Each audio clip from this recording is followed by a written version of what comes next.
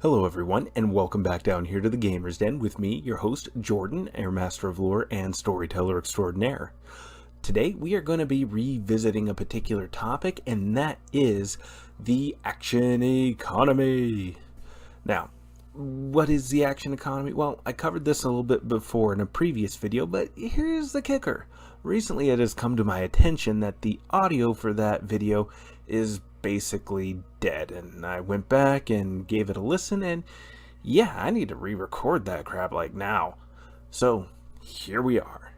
So what is the action economy? Well, the action economy is basically this idea that on your turn or on the player's turns, you have a certain number of actions available to you, and it's up to you to make the best use possible of those actions in order to win, basically, in order to survive whatever encounter you may be on, maximize the effectiveness of your turn. Also, it also is kind of covers the idea that whichever side has the most turns is going to win.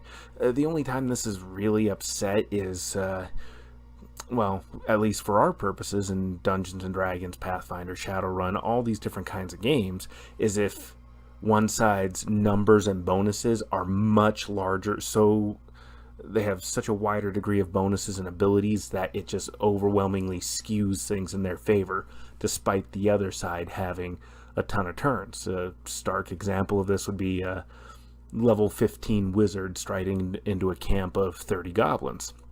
Those goblins have a ton of turns and actions on their side, but that level 15 wizard just has such a plethora of abilities and modifiers and an ability to affect gameplay that it doesn't quite matter so much how many turns they have. In fact, they may never ever be aware of the fact that the wizard is there and killing them until it's just way too late for them to really do anything about it.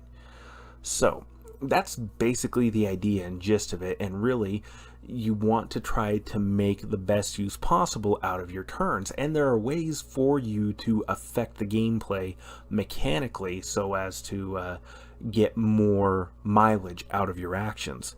With warriors, for example, fighter types, specifically for Dungeons & Dragons and Pathfinder, you have feats like Cleave and Power Attack. Power Attack lets you trade your attack bonus for more damage, and then Cleave, well, at least in Pathfinder, you only have to hit your target, and then you can make another free attack against an adjacent target.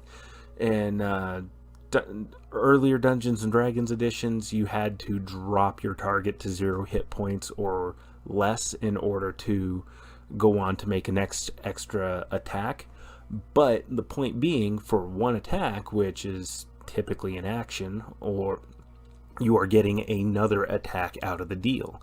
And this applies for basically every attack you make. So the higher in level you get, the more this scales, because higher level you are, the more attacks you get, and using Cleave you can make extra attacks. And in Pathfinder this really starts to excel, because like I mentioned, you only have to hit your target in order for the Cleave feat to take effect. So you have 3 attacks, you hit 3 targets, you can make 3 extra attacks, and that applies even to attacks of opportunity. So if you have bonus attacks from your attacks of opportunity and you have the Cleave feat and you're making these attacks, well, you can keep cleaving with all of your attacks of opportunity. Or at least that's how I've always run it. I haven't never really quite looked into whether or not it works that way. I probably should at some point, but the main point still stands.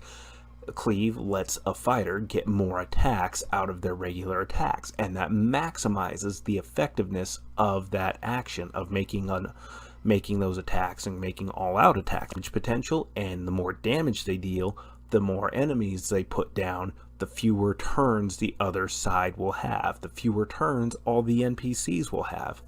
Now, wizards, clerics, sorcerers, any of these full spellcasting classes do the most to affect the game mechanically, and thus will affect the action economy the most, especially once you get to higher and higher levels.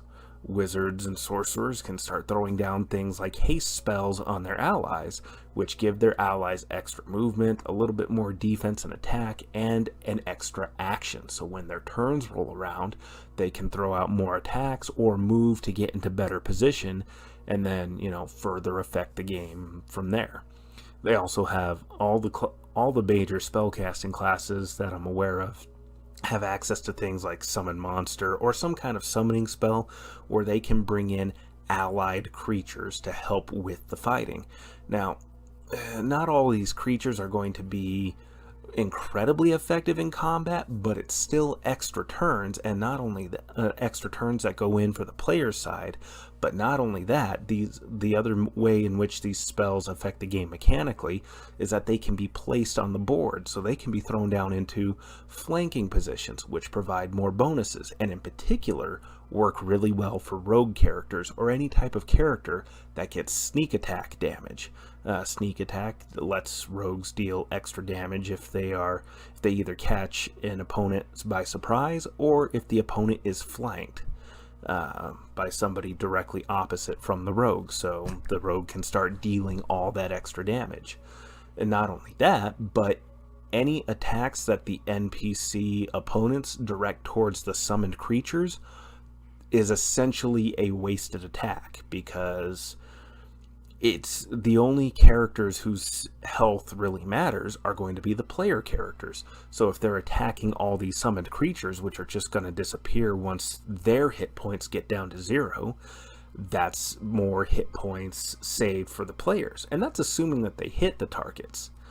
Not only that, but as you level up, as these character classes level up and get access to better and better summoning spells, some of these creatures that can be brought into combat will have their own unique abilities. Some of them will have spell-like abilities or the ability to cast spells, depending on the situation.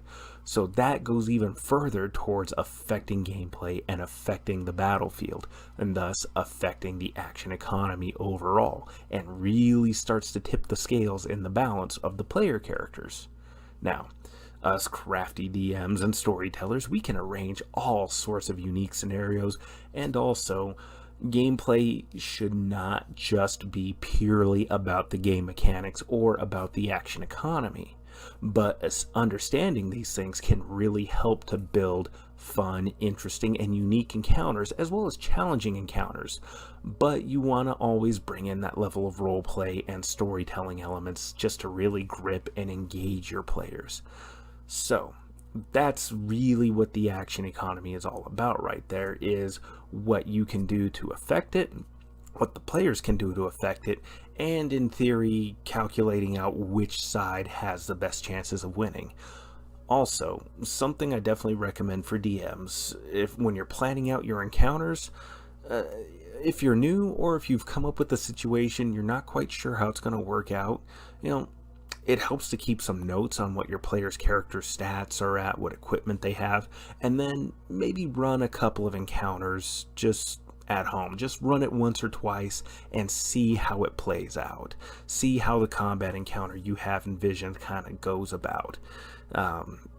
If you find that the players are going to get creamed pretty easily based off of what you've rolled through, then that's your cue to adjust it, and you can look at, is it just the sheer strength and overall abilities of the individual creatures, or is it that you've just thrown down too much for the players to deal with, just too many enemies? And there you can kind of scale, mix and match, and balance things out a bit better using this principle, this idea and theory in mind, to make the gameplay and the combat encounter that much better. And just one other side note, I know I said this earlier, but remember, it's role-playing. It's not just purely a game of mechanics and dice and mathematics and odds. Role-play it out. These NPCs that you throw out there are, for all intents and purposes, well, not always thinking beings, but generally a lot of encounters and stories will have thinking, breathing, emotional individuals. So I've had some DMs who will have all their NPCs fairly universally ignore the summoned creatures and go straight for the wizards, or straight for the player characters, because, well, magic is ubiquitous in this world. Everybody knows about this. Why would they attack the creatures? Why wouldn't they attack the wizard? It's like, dude, a dire bear popped up out of nowhere and is actively mauling people. When that gets thrown up at you, all of a sudden, you tend to react to that. I don't know about you, but if I were out hiking in the woods and a bear came out and mauled one of my friends, I might panic and notice that a little bit. I won't pay attention to the scenery around me, or focus on, that's my objective over there. We still need to keep hiking onwards and get to that. No, I'm going to react to the goddamn vicious, bloodthirsty bear that is busy killing my friends. Probably by running away and ditching them, possibly tripping Josh if I need to get away. I'm not that cruel. Sorry. Inside joke there. But point being, that's what the action economy is this idea that whoever has the most turns is going to win. Whoever can use their turn the most effectively can affect those scales and balance. And sometimes if the numbers are really out of whack, it won't matter how many turns one side has or doesn't. It will just be too easy. But with that said, we have redone this video now. I'm going to re-upload. If you enjoyed today's video, well, hell, let me know by giving me a like down there below. Even throw down a comment for some feedback.